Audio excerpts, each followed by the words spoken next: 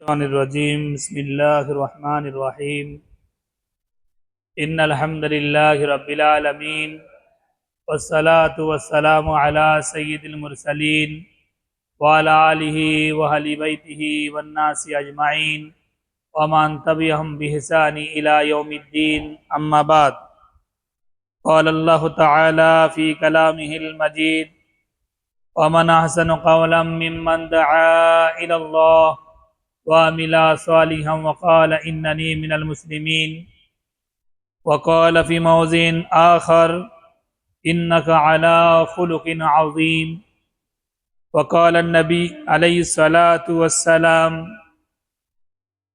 إذا سرتك حسنتك وسعتك سيئتك فأنت مؤمن وقال النبي عليه الصلاة والسلام كل أمتي يدخلون الجنة إلا من عابا قيل ومن عابا يا رسول الله قال من أطاعني دخل الجنة ومن عصاني فقد عابا أو كما قال عليه الصلاة والسلام সমস্ত প্রশংসা আসে আল্লাহ সুবহানাহু ওয়া তাআলার, যিনি আমাকে আপনাকে সুস্থ রেখে সবল রেখে ঠিক রেখে আল্লাহ তাআলার ইবাদতের জন্যে পবিত্র দিনে পবিত্র জায়গায় মসজিদে আসার তৌফিক দান করেছেন এবং তার সাথে সাথে দিন নিয়ে আলোচনা করার এবং শোনার তৌফিক দান করেছেন।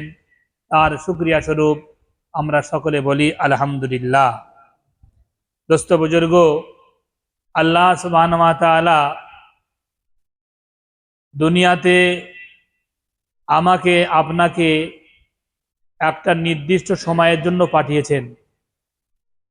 সেই সময়ের 1 সেকেন্ড আগে হবে না বা 1 সেকেন্ড পরেও হবে না।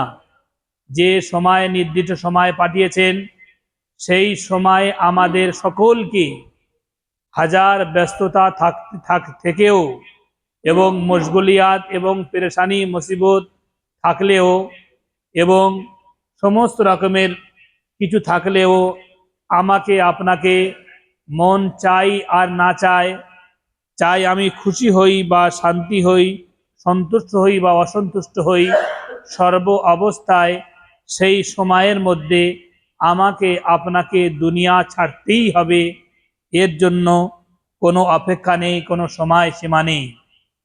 দোস্ত বুজুর্গ, সেই সীমিত সময়, সেই অল্প সময় আল্লাহ পাক রব্বুল আলামিন আমাকে আপনাকে দুনিয়ার জমিনে পাঠিয়ে দিয়ে আমার আপনার পরীক্ষা করার জন্য পাঠিয়েছেন। আল্লাহ তাআলা তিনি কোরআনে পাকের মধ্যে বলছেন, আল্লাযী খালাকাল মাউতা ওয়াল হায়াতা লিয়াবলুয়াকুম আইয়ুকুম আহসানু আমালা। ওই আল্লাহ যিনি সত্তা, যিনি পুত এবং পবিত্র, যিনি পাক, তিনি সর্বদোষ এবং ত্রুটি থেকে তিনি মুক্ত, সেই আল্লাহ সুবহানাহু ওয়া তাআলা তিনি বলছেন, আমি তোমাদেরকে মৌত এবং হায়াত দিয়ে দুনিয়ার বুকে পাঠিয়েছি। মৌত এবং হায়াত দেওয়ার উদ্দেশ্য হলো, কারণ হলো, এই জন্য দিয়েছি যে আমি আল্লাহ দেখব বলে যে তোমাদের মধ্যে কে উত্তম আমল করে আসতে পারে, সঠিক আমল করে আসতে পারে, হুকুম মেনে আসতে পারে, আল্লাহ সুবহানাহু ওয়া তাআলার আদেশ মেনে আসতে পারে। এই দেখার জন্য আল্লাহ সুবহানাহু ওয়া তাআলা আমাকে আপনাকে দুনিয়ার বুকে পাঠিয়েছেন। দোস্ত বুজুর্গ, যে মানুষ আল্লাহ তাআলার হুকুম অনুযায়ী, আল্লাহ তাআলার আদেশ অনুযায়ী ইমতিহান হলে, পরীক্ষার হলে পরীক্ষা ঠিক মতো লিখেছে, ঠিক মতো দিয়েছে, সঠিক উত্তরের প্রস্তুতি নিয়ে সঠিক উত্তর দিয়েছে, তো তার রেজাল্টটা হবে, তার প্রতিফলটা হবে, তার মানে সে কামিয়াব হবে, সে সফল কাম হবে, সে উদ্দেশ্যটা পুরো হবে। আর যে মানুষ সঠিকভাবে পরীক্ষার প্রস্তুতি নেবে না, পরীক্ষা দেবে না, লিখবে না এবং সঠিকভাবে উত্তর দেবে না, সেই মানুষটার জন্য নাকামিয়াবি এবং সফলতা তার জন্য হবে না। তার জন্য চিন্তা এবং ফিকিরের, তার জন্য পেরেশানি এবং মুসিবতের জায়গা হবে, তার জন্য মুসিবতের ঘটনা হবে। দোস্ত বুজুর্গ, আল্লাহ সুবহানাহু ওয়া তাআলা প্রতিটা ইনসানের যেরকম ভাবে সঠিক এবং নির্দিষ্ট সময় দিয়েছেন, তার সীমা বেঁধে দিয়েছেন, অক্ত বেঁধে দিয়েছেন, কারণ বেঁধে দিয়েছেন, তার নির্দিষ্ট সময় সীমা করে দিয়েছেন, ওই রকম ভাবে প্রতিটা মানুষের, চাই সে হিন্দু হোক, জৈন হোক, খ্রিস্টান হোক, মুসলমান হোক, কাফির হোক, মুশরিক হোক, যে হোক না কেন, সকলের মত হলো, সকলের সিদ্ধান্ত হলো, সকলের রায় হলো যে দুনিয়া একদিন আমাকে ছাড়তেই হবে। দুনিয়ায় আমরা চিরস্থায়ের জন্য, চিরদিনের জন্য, সর্বসময়ের জন্য, মানে মানে সময়ের জন্য আমি আপনি থাকবো না, সকলে জানে। কিন্তু দোস্ত বুজুর্গ, যারা আল্লাহকে মানে না, আল্লাহকে বিশ্বাস করে না, যারা আল্লাহর প্রতি ঈমান নেই, ইয়াকিন নেই, বিশ্বাস নেই, তারা জানে মরে যাওয়াটাই শেষ হবে, আর মরে গেলে সব শেষ হয়ে যাবে। আমার যোগ্যতা, দক্ষতা, আমার আড়ম্বনা বিড়ম্বনা, আমার চলত ফেরত, ওঠা বসা যা কিছু আছে মরে যাওয়া পর্যন্ত শেষ হয়ে যাবে। কিন্তু দোস্ত বুজুর্গ, আমি আপনি ঈমানওয়ালা মুসলমান, মুত্তাকি, পরেজগার, বুজুর্গ, দিনদার, আমার আপনার ইয়াকিন হলো, বিশ্বাস হলো, আমার আপনার সিদ্ধান্ত হলো যে মরে যাওয়াটা হলো, ওইটাই হলো আসল। মরে যাওয়াটাই হলো ওই আসল জিন্দেগি শুরু হবে। আমি আপনি 60 বছর, 70 বছর, 100 বছর যে জীবন আল্লাহ পাক আমাকে আপনাকে দুনিয়ায় দিয়েছেন, এই 60 বছর, 70 বছর, 100 বছরের জীবনটা হলো, এটা হলো নকল, এটা হলো আসল নয়। আসল জীবন হবে, এই জীবন শুরু হয়েছে, শেষ হয়ে যাবে। এই সময় দুনিয়া শুরু হবে, শুরু হয়েছে, শেষ হয়ে যাবে। কিন্তু আখিরাতের জীবন এত মহান হবে, এত বিশাল হবে, এত বড় হবে, যে যে জীবনটা শুরু হলে আর শেষ হবে না। ইমাম গজ্জালি রহমাতুল্লাহ আলাইহি একটা উদাহরণ দিয়ে দুনিয়া এবং আখিরাতের, দুনিয়া এবং ইহজগৎ এবং পরজগতের একটা উদাহরণ দিয়েছেন, একটা উদ্ধৃতি দিয়েছেন, একটা মিসাল দিয়েছেন। মিসাল দিয়ে জানিয়েছেন যে এই পৃথিবীটাকে যদি সর্ষের দানা দিয়ে যদি ভরে দেওয়া হয়, আর 1000 বছর পরে এক একটা পায়রা এসে, এক একটা পাখি এসে ওই সর্ষের দানাগুলো তুলে নিয়ে অন্য একটা দুনিয়ায় নিয়ে চলে যাবে, তো একদিন আস্তে আস্তে আস্তে আস্তে কি হবে, দুনিয়ার সর্ষেগুলো শেষ হয়ে যাবে, এর সম্ভাবনা আছে। কিন্তু আখিরাতের জীবন শুরু হবে, আখিরাতের জীবন আর শেষ হবে না। চাই দোস্ত বুজুর্গ, আমার মন মানুক চাই না মানুক, আমার সিদ্ধান্ত মানুক চাই না মানুক, আমার ইয়াকিন হোক চাই না হোক, ওই জীবনটা শুরু হবে আর শেষ হবে না। যেদিন থেকে মারা যাবে দোস্ত বুজুর্গ, সেদিন থেকে কবরের জিন্দেগিটা হবে আসল জীবন এবং শুরু জীবন, এটা সঠিক জীবন। হযরতে উসমান গনি রাদিয়াল্লাহু তাআলা আনহু রাসূলুল্লাহ সাল্লাল্লাহু আলাইহি ওয়াসাল্লাম 10 জনকে বলেছিলেন, আবু বকর জান্নাতি, ওমর জান্নাতি, আলী জান্নাতি, উসমান জান্নাতি, তালহা জান্নাতি, সাদ জান্নাতি, জুবাইর জান্নাতি, আব্দুর রহমান বিন আউফ জান্নাতি, সাদ বিন আবি আক্কাস জান্নাতি। এই 10 জন সাহাবীর নাম একটা মজলিসে রাসূলুল্লাহ সাল্লাল্লাহু আলাইহি ওয়াসাল্লাম গুনিয়েছিলেন।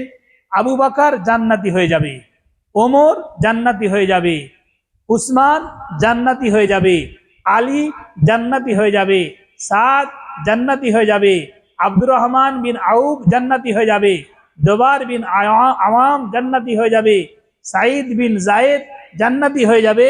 এই রকম ভাবে রাসূলুল্লাহ সাল্লাল্লাহু আলাইহি ওয়াসাল্লাম এক একটা করে জান্নাতির খুশখবরি দিয়ে দিয়েছিলেন, সুসংবাদ দিয়ে দিয়েছিলেন, জান্নাতির ঘোষণা করে দিয়েছিলেন।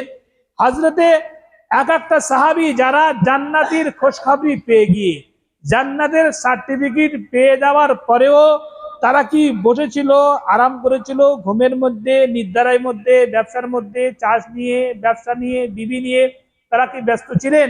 এক একটা সাহাবীকে যদি দোস্ত বুজুর্গ আমি আপনি দেখি, হযরতে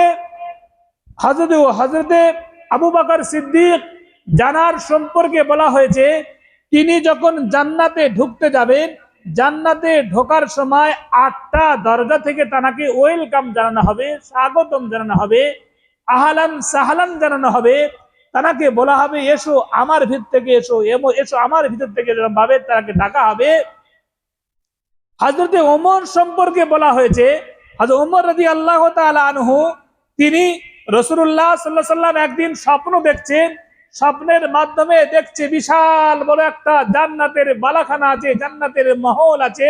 ওই জান্নাতের মহলের সামনে একটা বিশাল বড় একটা মানে কোঠি আছে, সোনা, জহরাত, জাবারুত, ইয়াকুত পাথরের, মানে এক একটা পাথরের দাম যদি দুনিয়ার একটা মানে জান্নাতে একটা মানে ইট যদি বিক্রি করে দেওয়া হয়, দোস্ত বুজুর্গ, এই দুনিয়াটাকে কোটি কোটি কোটি বার যদি বিক্রি করা হয়, সোনা আছে, জহরাত আছে, এর মূল্য থেকে মূল্য সামান আছে, হিরে আছে, জহরাত আছে, কিমতি কিমতি ধাতু আছে, এই সমস্ত দুনিয়াকে যদি 70 বার বিক্রি করা হয়, 70,000 বার, 70 কোটি বার যদি বিক্রি করা হয়, জান্নাতে একটা ইটের দাম হবে না। সেই রকম একটা ঘর দিয়ে তৈরি একটা বিশাল বড় বালাখানা মহল তৈরি আছে। সেখানে রাসূলুল্লাহ জিজ্ঞাসা করলেন, এই ঘরটা কার ঘর? তখন বলা হলো যে এটা হলো কুরাইশ বংশের একটা নওজওয়ানের ঘর। রাসূলুল্লাহ সাল্লাল্লাহু আলাইহি ওয়াসাল্লাম তিনি ভাবলেন যে এটা তো আমি কুরাইশ বংশের মধ্যে উত্তম মানুষ, শ্রেষ্ঠ মানুষ, নওজওয়ান মানুষ, হয়তো আমার ঘরটা হবে। রাসূলুল্লাহ সাল্লাল্লাহু আলাইহি ওয়াসাল্লাম সেই ঘরে প্রবেশ করতে যাচ্ছিলেন, রাসূলুল্লাহ সাল্লাল্লাহু আলাইহি ওয়াসাল্লামকে যেতে দেওয়া হলো না। বললেন, ইয়া রাসূলুল্লাহ, হাবিবাল্লাহ, এই এত এত উন্নত ঘর আপনার নয়, এর থেকে কোটি কোটি কোটি গুণ উত্তম আপনার ঘর। তাহলে রাসূলুল্লাহ বললেন, এটা তার কার ঘর? বলা হলো এটা হলো আপনার উম্মতের মধ্যে ওমর ইবনে খাত্তাব রাদিয়াল্লাহু তাআলা আনহুর ঘর। এত উত্তম ঘর, সুন্দর ঘর। রাসূলুল্লাহ বলেছেন, হে ওমর, আপনার ঘর আমি দেখে এসেছি, আপনার ঘর আমি জিয়ারত করে এসেছি, আপনার ঘরকে আমি দর্শন করে এসেছি, দেখে এসেছি। সেই ওমর যখন মানে কাঁদতেন, নিরালায় নির্জনে বসতেন আর কাঁদতেন আর বলতেন, ওগো আল্লাহ, যদি আমাকে জন্ম না দিতে, আমি যদি কোনো ছাগল হতাম, কীট পতঙ্গ হতাম, আমি যদি কোনো মখলুক হতাম, তাহলে আমার কোনো হিসেব হতো না। আমার মা যদি আমাকে প্রসাব না করতো, আমি কত উন্নত হতাম, শ্রেষ্ঠ হতাম। দোস্ত বুজুর্গ, যারা জান্নাতের খুশখবরি পেয়ে গিয়েছেন, জান্নাতের সুসংবাদ পেয়ে গিয়েছেন, জান্নাতের খুশখবরি এবং সুসংবাদ পেয়ে যাবার পরেও তাদের এরকম ভয় ছিল। হযরত ওমর রাদিয়াল্লাহু তাআলা আনহু এরকম বলতেন যে সারা সমস্ত মানুষ যদি জান্নাতি না হয়, তাহলে আমি একজন যদি জান্নাতি হয়, তার মধ্যে আমি থাকবো, জান্নাতি হব। আর সমস্ত মানুষ যদি জাহান্নামী হয়ে যায়, একজন মানুষ যে জান্নাতি হয়, তার মধ্যে আমি থাকবো। আর সমস্ত এত ভয় ছিল, সমস্ত মানুষকে যদি আল্লাহ জান্নাতি করে দেয়, একজনকে যদি জাহান্নামী করে দেয়, তাই সেটা আমি থাকবো। এরকম ভয় করতেন যে আল্লাহ তাআলার ওয়াদার প্রতি, আল্লাহ তাআলার অঙ্গীকারের প্রতি, আল্লাহ তাআলা যে কথা বলেছে সেই কথার প্রতি এমন ভরসা ছিল, আশা ছিল। দোস্ত বুজুর্গ, তার মধ্যে হযরত উসমান গনি রাদিয়াল্লাহু তাআলা আনহু একদিন রাসূলুল্লাহ সাল্লাল্লাহু আলাইহি ওয়াসাল্লাম তিনি ক্ষুধার তাড়নায়, ক্ষুধার জ্বালা সহ্য না করতে পেরে বার হয়েছেন। সাথে বার হয়েছে আবু বকর, সাথে বার হয়েছে ওমর। বার হয়ে হাঁটতে হাঁটতে তালহা রাদিয়াল্লাহু তাআলা আনহুর বাড়ি গিয়েছেন। তালহা রাদিয়াল্লাহু তাআলা আনহুর বাড়ি গিয়ে বলছে, কোনো খাবার ব্যবস্থা আছে কিনা জিজ্ঞাসা করলেন। এমত অবস্থায় বসে তিনজন সাথী বসে আছেন, আর দেখছেন যে একটা ছোট্ট বাচ্চা, মানে চারপাইয়ের নিচে তক্তপোষের নিচে একটা ছোট্ট বাচ্চাকে শিকল দিয়ে বাঁধা আছে, তার পায়েতে হাতেতে শিকল দিয়ে বাঁধা আছে। হযরত ওমর রাদিয়াল্লাহু তাআলার নজর সেই বাচ্চার উপরে পড়ে গেল। পড়ে যাবার পরে তিনি জিজ্ঞাসা করলেন, বললেন, ইয়া রাসূলুল্লাহ, হাবিবাল্লাহ, দেখুন একটা ছোট্ট বাচ্চাকে শিকল দিয়ে বাঁধা আছে, কি কারণে একটু জিজ্ঞাসা করেন। রাসূলুল্লাহ সাল্লাল্লাহু আলাইহি ওয়াসাল্লাম সোনার জবানে জিজ্ঞাসা করলেন, হে তালহা, বলো তোমার সন্তানকে, তোমার ছেলেকে, তোমার পুত্রকে, তোমার সুপুত্রকে তুমি কেন শিকল দিয়ে আবদ্ধ করে, শিকল দিয়ে বন্ধ করে রাখলে, কি কারণ?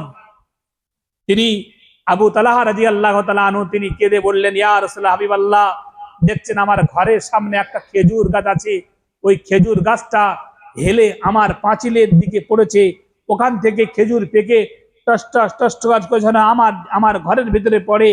তখন ওই ছোট্ট বাচ্চা ক্ষুধার তাড়না সহ্য না করতে পেরে একদিন দুদিন তিন দিন না খাওয়ার কারণে জখম হয়ে যায়, জড়সড় হয়ে যায়। এই বাচ্চা ক্ষুধার তাড়না সহ্য না করতে পেরে ছুটে গিয়ে ওই খেজুর তুলে গালে দেয়।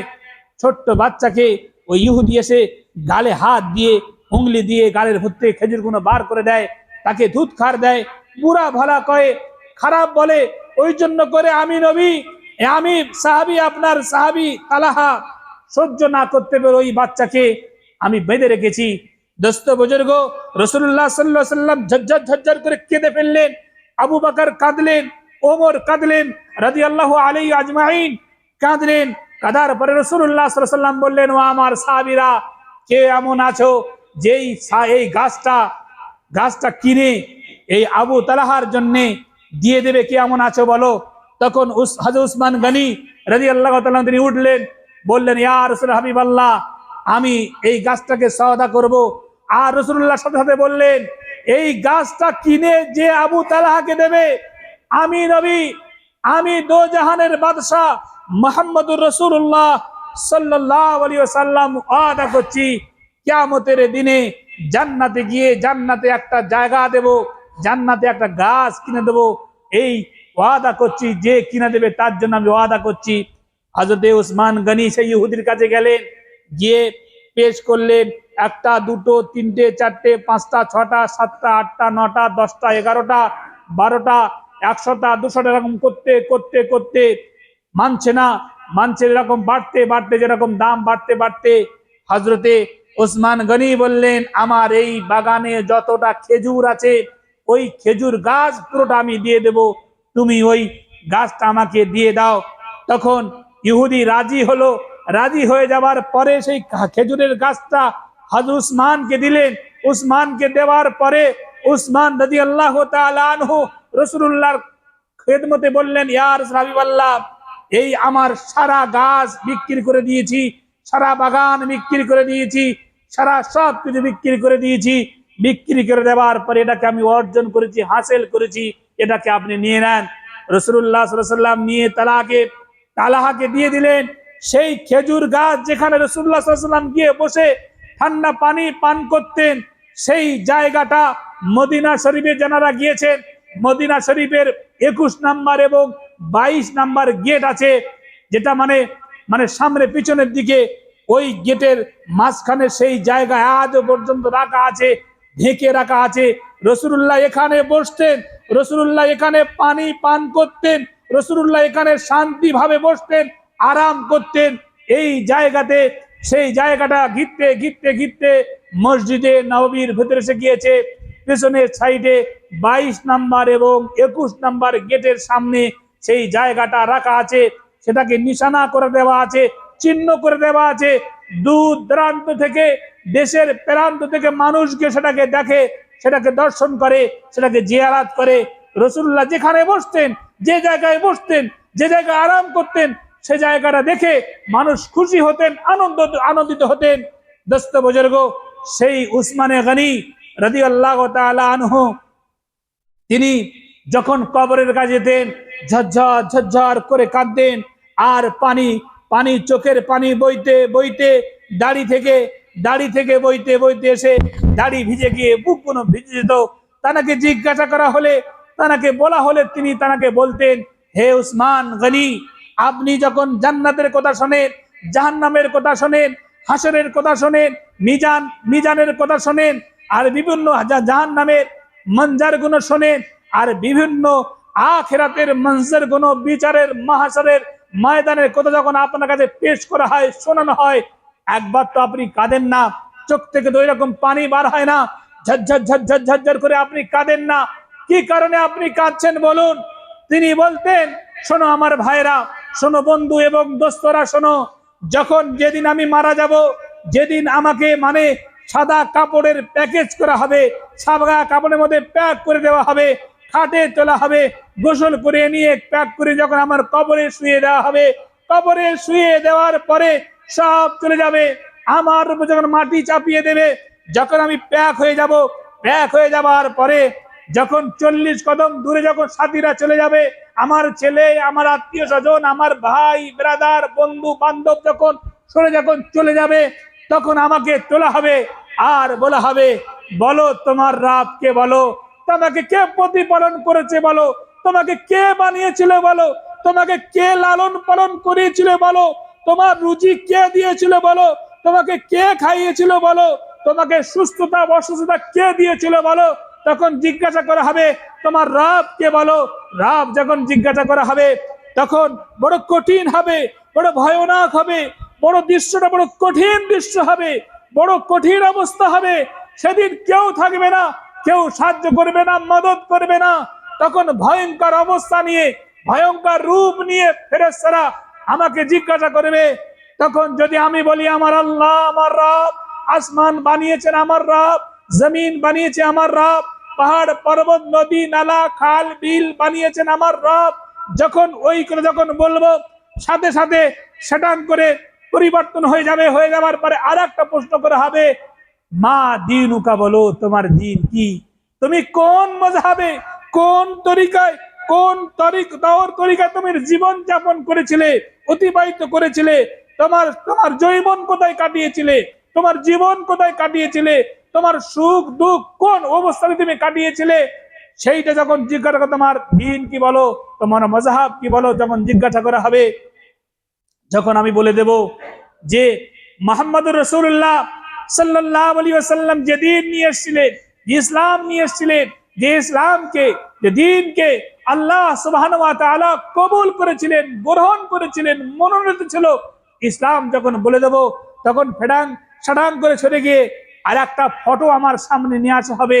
ফটো যখন সামনে এসে বলবে, মান হাজার রাজুল, এই মানুষ সম্পর্কে তোমার কি পরিচয় আছে তুমি বলো।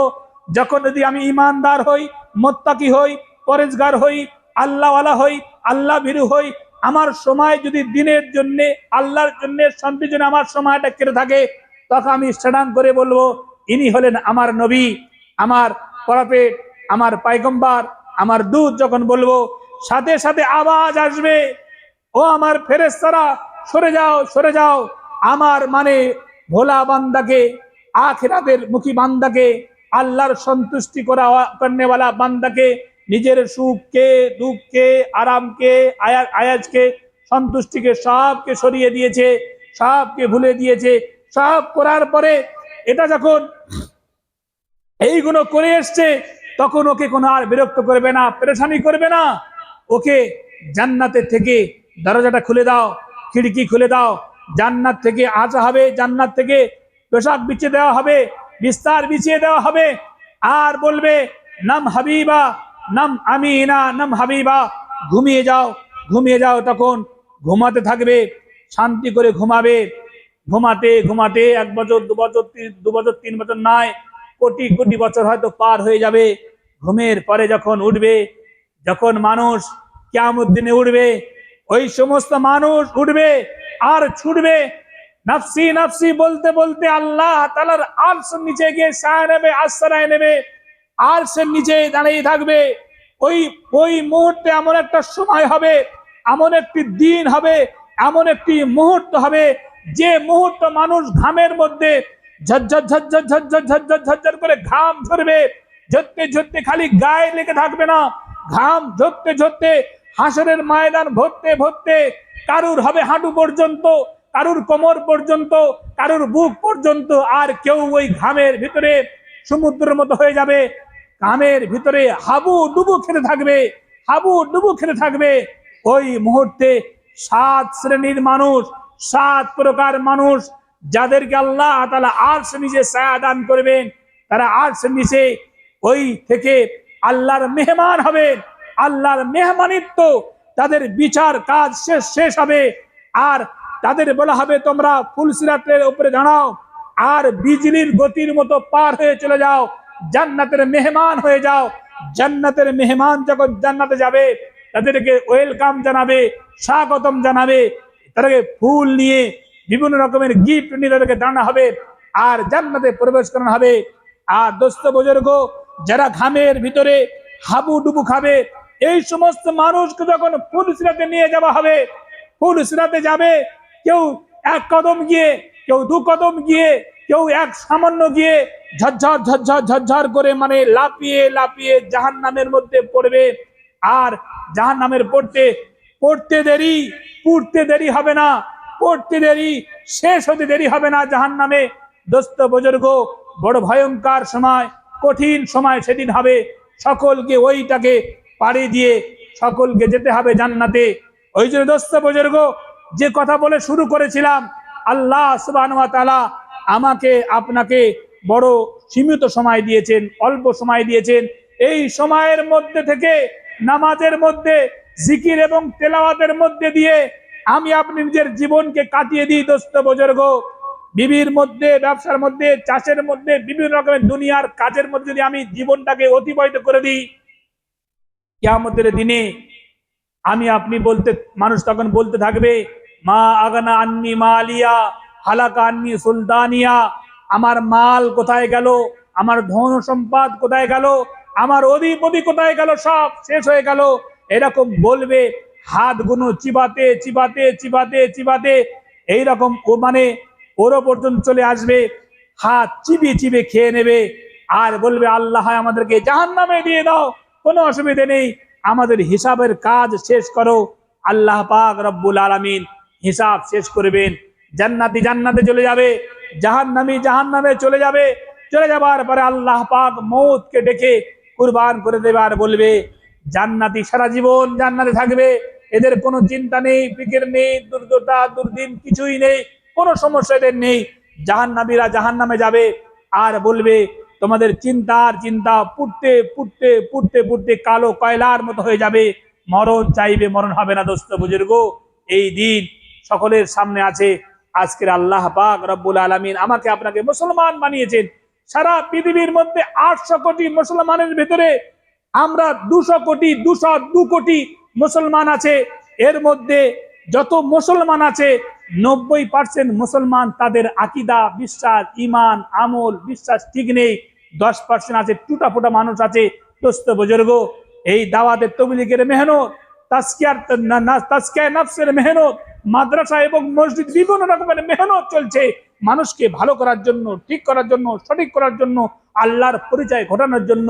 বিভিন্ন মহল থেকে, তবকা থেকে, বিভিন্ন রাস্তা থেকে তাদেরকে মেহনত করে করে করে মানুষদেরকে জাহান্নামের ভয় দেখিয়ে, জান্নাতের আশা দেখিয়ে, আল্লাহ তাআলার হুকুম আহকাম জানিয়ে এক একটা মানুষকে ভয় দেখানো হচ্ছে, বিপুল ভাবে করানো হচ্ছে, যাতে করে এই জুমার দিনে কোটি কোটি মসজিদ আছে, কোটি কোটি মসজিদ থেকে আওয়াজ দেওয়া হচ্ছে, বয়ান দেওয়া হচ্ছে, তাদেরকে বলা হচ্ছে মানুষদেরকে যে মানুষ ভালো হয়ে যাও, ঠিক হয়ে যাও, শ্রেষ্ঠ হয়ে যাও, তোমাদের আমল ঠিক হয়ে যাক, কিরদার এবং চরিত্র আখলাক ঠিক হয়ে যাক। এভাবে মেহনত চালানো হচ্ছে। আল্লাহ পাক রব্বুল আলামিন আমাকে আপনাকে বলা এবং শোনার থেকে বেশি বেশি আমল করার তৌফিক দান করুন।